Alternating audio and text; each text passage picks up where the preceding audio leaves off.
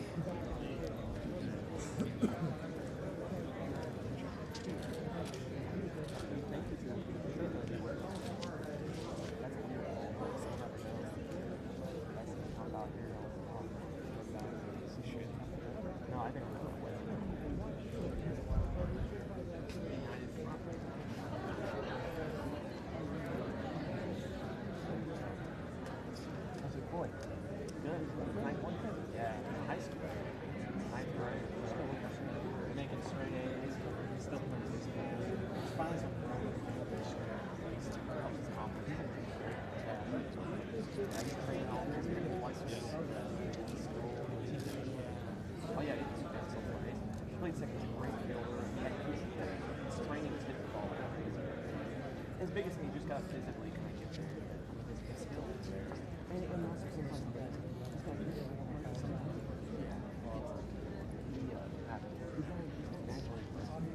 he's kind of shy in from it. He might be blacklisted. And he's talking to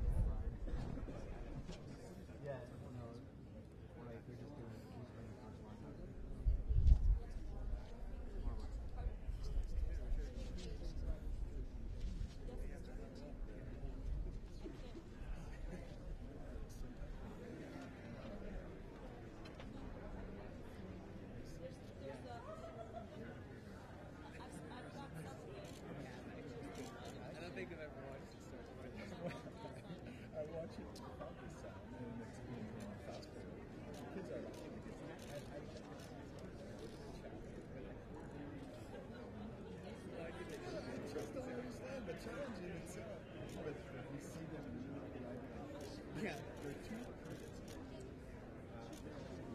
and they're like so. Let's not skip that part yet. They're out there with the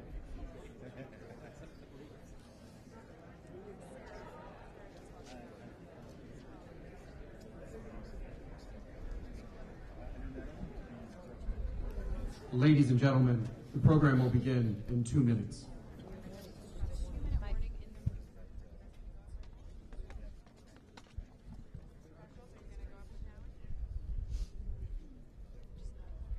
Tap me when he comes out. Got it.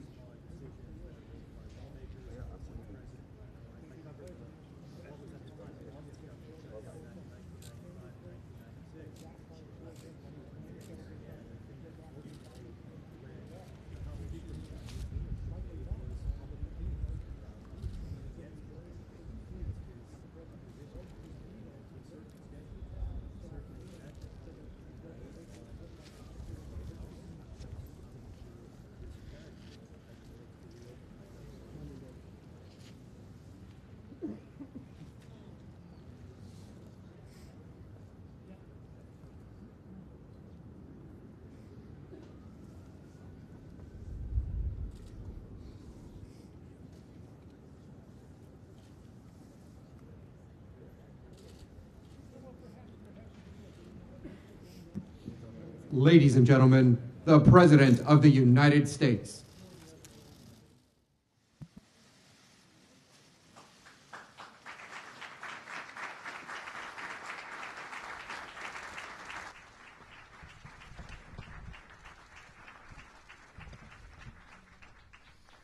Thank you very much, my fellow Americans.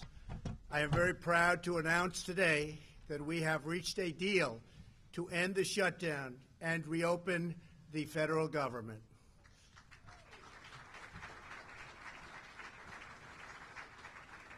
As everyone knows, I have a very powerful alternative, but I didn't want to use it at this time. Hopefully it will be unnecessary. I want to thank all of the incredible federal workers and their amazing families who have shown such extraordinary devotion in the face of this recent hardship. You are fantastic people. You are incredible patriots. Many of you have suffered far greater than anyone but your families would know or understand. And not only did you not complain, but in many cases you encouraged me to keep going because you care so much about our country and about its border security. Again, I thank you. All Americans, I thank you. You are very, very special people. I am so proud that you are citizens of our country. When I say make America great again, it could never be done without you. Great people. In a short while, I will sign a bill to open our government for 3 weeks until February 15th. I will make sure that all employees receive their back pay very quickly or as soon as possible. It'll happen fast. I am asking Senate Majority Leader Mitch McConnell to put this proposal on the floor immediately. After 36 days of spirited debate and dialogue, I have seen and heard from enough Democrats and Republicans that they are willing to put partisanship aside, I think, and put the security of the American people first. I do believe they're going to do that. They have said they are for complete border security, and they have finally and fully acknowledged that having barriers, fencing, or walls, or whatever you want to call it, will be an important part of the solution. A bipartisan conference committee of House and Senate lawmakers and leaders will immediately begin reviewing the requests of our Homeland Security experts, and experts they are, and also law enforcement professionals who have worked with us so closely. We want to thank Border Patrol, ICE, and all law enforcement. Been incredible.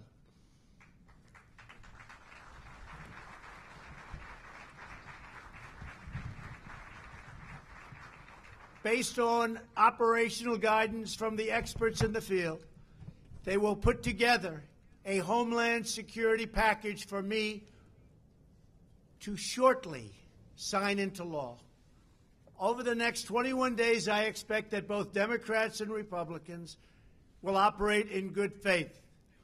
This is an opportunity for all parties to work together for the benefit of our whole beautiful, wonderful nation. If we make a fair deal, the American people will be proud of their government for proving that we can put country before party. We can show all Americans and people all around the world that both political parties are united when it comes to protecting our country and protecting our people. Many disagree. But I really feel that working with Democrats and Republicans, we can make a truly great and secure deal happen for everyone. Walls should not be controversial. Our country has built 654 miles of barrier over the last 15 years, and every career Border Patrol agent I have spoken with has told me that walls work. They do work. No matter where you go, they work. Israel built a wall, 99.9% successful. Won't be any different for us. They keep criminals out.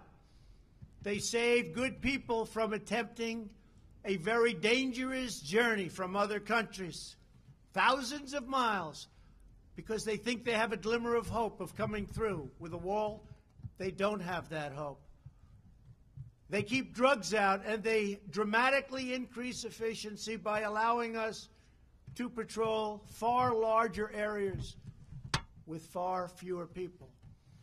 It's just common sense. Walls work. That's why most of the Democrats in Congress have voted in the past for bills that include walls and physical barriers and very powerful fences. The walls we are building are not medieval walls. They are smart walls designed to meet the needs of frontline border agents and are operationally effective. These barriers are made of steel, have see-through visibility, which is very important, and are equipped with sensors, monitors, and cutting-edge technology, including state-of-the-art drones. We do not need 2,000 miles of concrete wall from sea to shiny sea. We never did. We never proposed that. We never wanted that, because we have barriers at the border where natural structures are as good as anything that we can build. They're already there. They've been there for millions of years. Our proposed structures will be in predetermined high-risk locations that have been specifically identified by the Border Patrol to stop illicit flows of people and drugs. No border security plan can ever work without a physical barrier. Just doesn't happen. At the same time, we need to increase drug detection technology and manpower to modernize our ports of entry, which are obsolete. The equipment's obsolete. They're old. They're tired. This is something we have all come to agree on and will allow for quicker and safer commerce. These critical investments will improve and facilitate legal trade and travel through our lawful ports of entry. Our plan also includes desperately needed humanitarian assistance for those being exploited and abused by coyotes, smugglers, and the dangerous journey north. The requests we have put before Congress are vital to ending the humanitarian and security crisis on our southern border. Absolutely vital. Will not work without it. This crisis threatens the safety of our country and thousands of American lives. Criminal cartels, narco-terrorists, transnational gangs like MS-13, and human traffickers are brazenly violating U.S. laws and terrorizing innocent communities.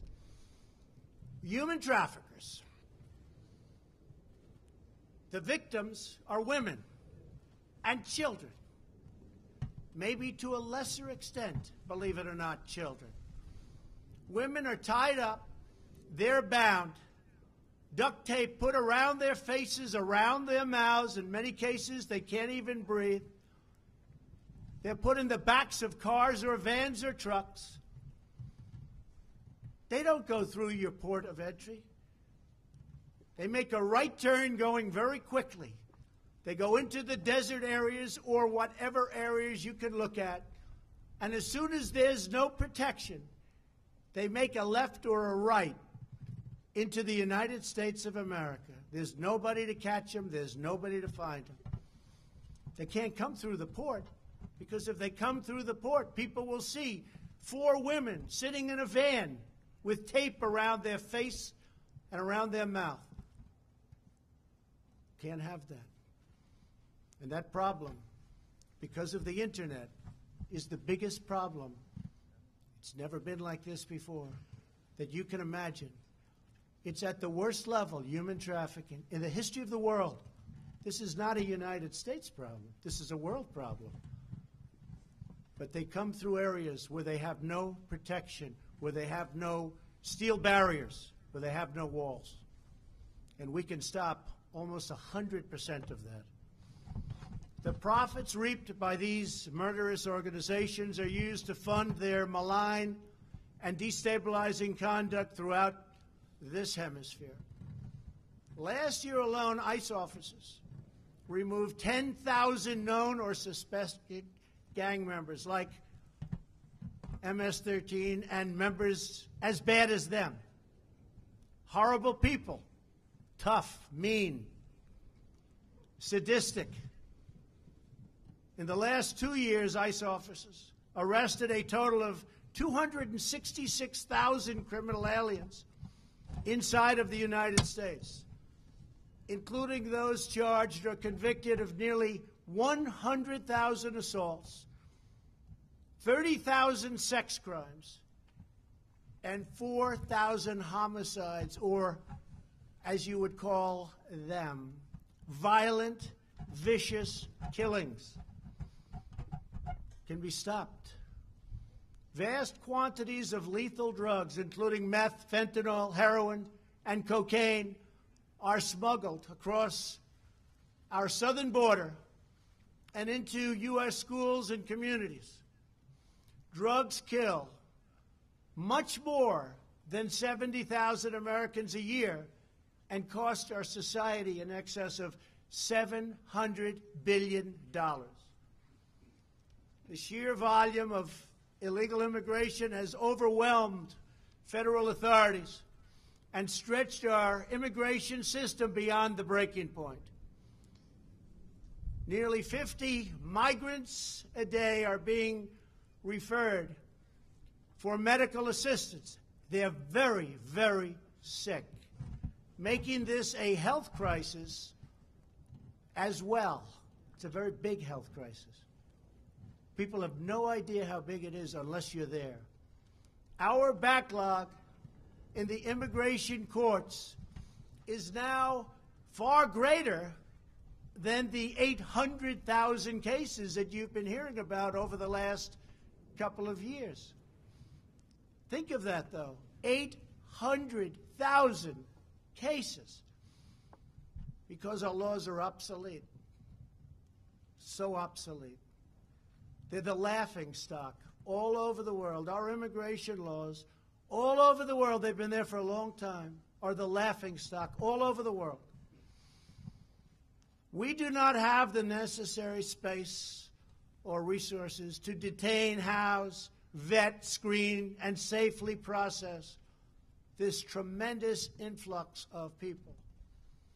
In short, we do not have control over who is entering our country, where they come from, who they are, why they are coming.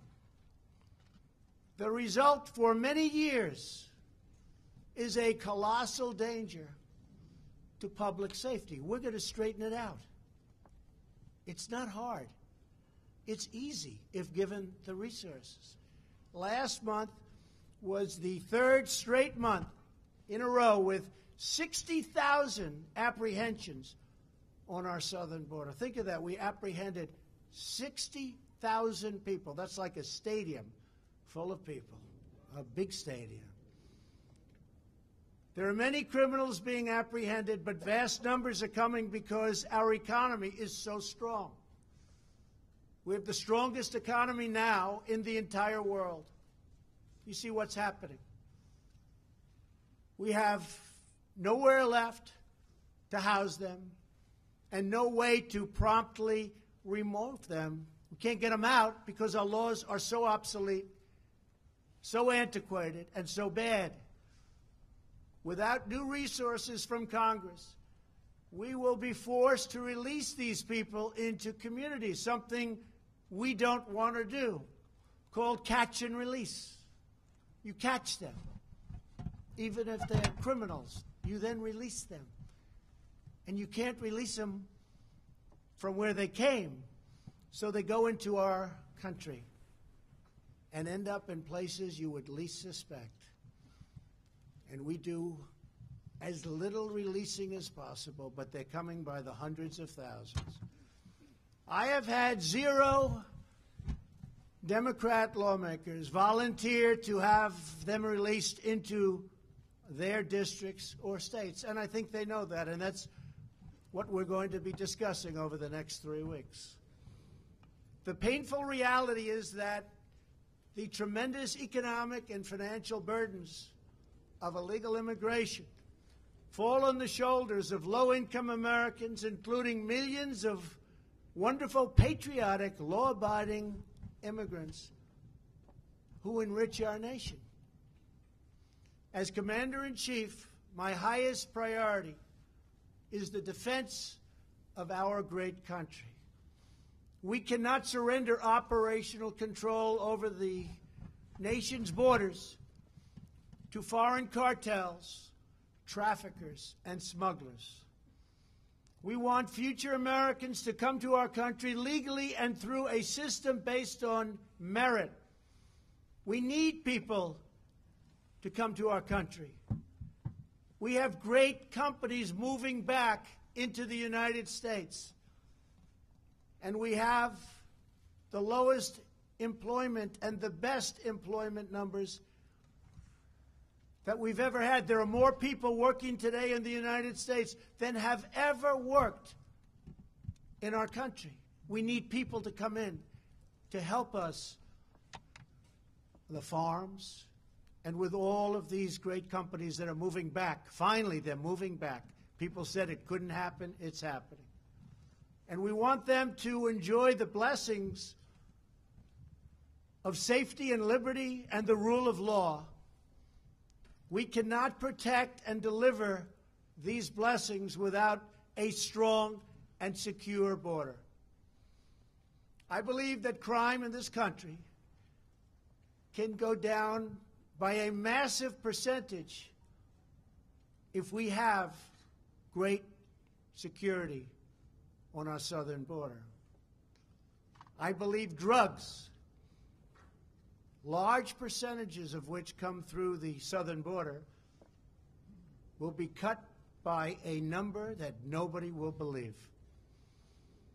So let me be very clear. We really have no choice but to build a powerful wall or steel barrier. If we don't get a fair deal from Congress, the government will either shut down on February 15th again, or I will use the powers afforded to me under the laws and the Constitution of the United States to address this emergency. We will have great security. And I want to thank you all very much. Thank you very much. Mr. President, can you address your critics who say this administration is in disarray? Mr. President, can you address...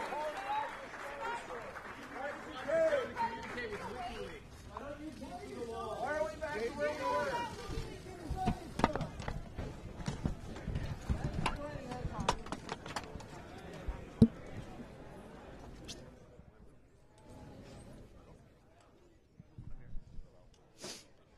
For a minute or two.